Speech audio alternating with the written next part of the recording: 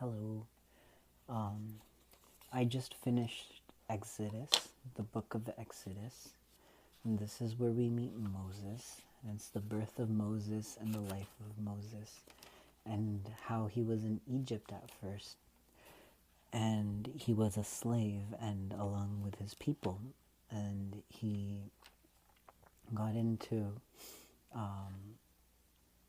basically an argument with the Pharaoh, and he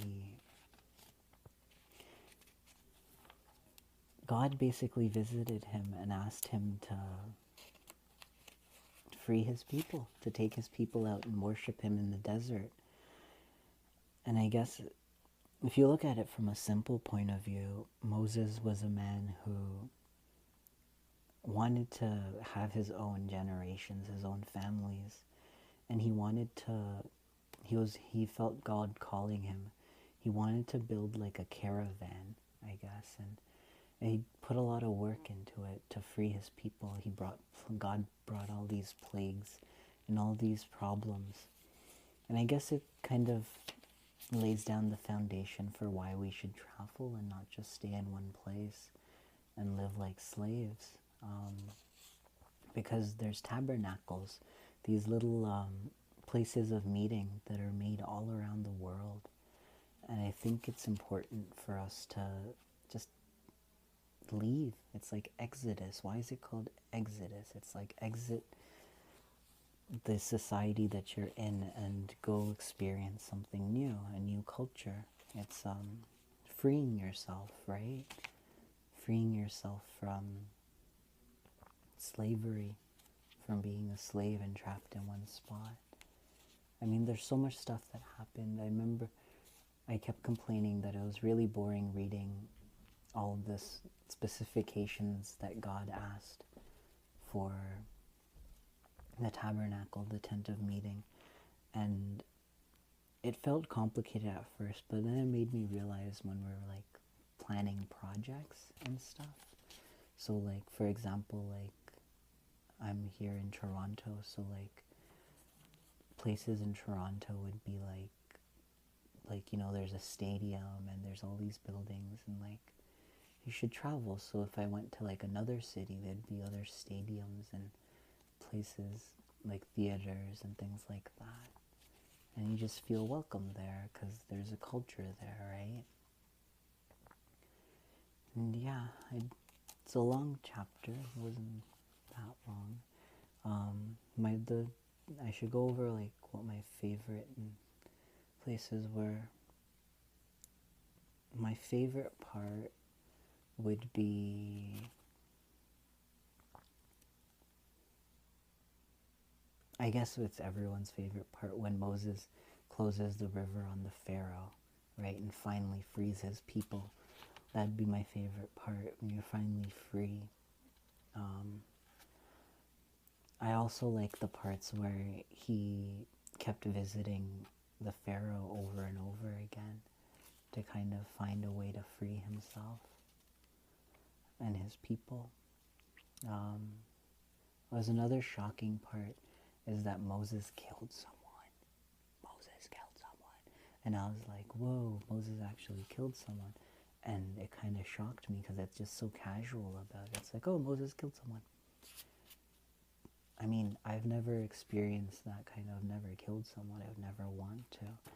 But like, a lot of people have to deal with death, and not just death, people dying, but actually killing someone. And he didn't just kill anyone. He killed his like a slaver, right? So there was an Egyptian beating a Hebrew, one of his own people, and he killed him, right? So it's like, if someone's really oppressing you, then you can be pushed to hurting them or killing them. And I guess that's the kind of person he was. He just didn't want to be strapped down and like be a slave to anyone. It's the type of person Moses was. And Aaron is important too. I think Aaron, I felt like a conspiracy almost. Like Aaron kind of disappears for a while when Moses is at the top. of the mountain, and he kind of disappears. He kind of gets left out of the story while God is telling him to do all these things. So like maybe secretly in the back, Aaron was planning all these things. But even if that is how it was, who knows? But together, Aaron and Moses were able to basically free their people and create the 10 Commandments. 10 Commandments are really important too.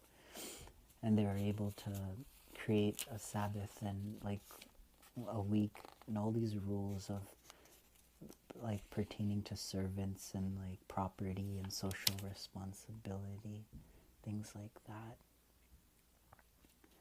And yeah, another shocking part was when everyone just kind of goes crazy. Everyone's like not listening, and Moses drops the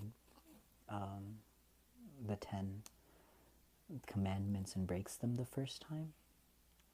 That was kind of shocking. I was surprised. But that was a good wake-up call, because I guess while Moses was making all these plans, and when you make all these plans with God, and then you try to make them happen, and it's like, it's so hard because you just kind of get lazy. And I guess the people got lazy, so he had to give them a wake-up call. And that's why he made them have like a civil war. They fought with each other, but then they were able to overcome that. Anyways, that was Exodus. I learned a lot. And the next one is Leviticus. Leviticus. Levi. The book of Levi, or Leviticus.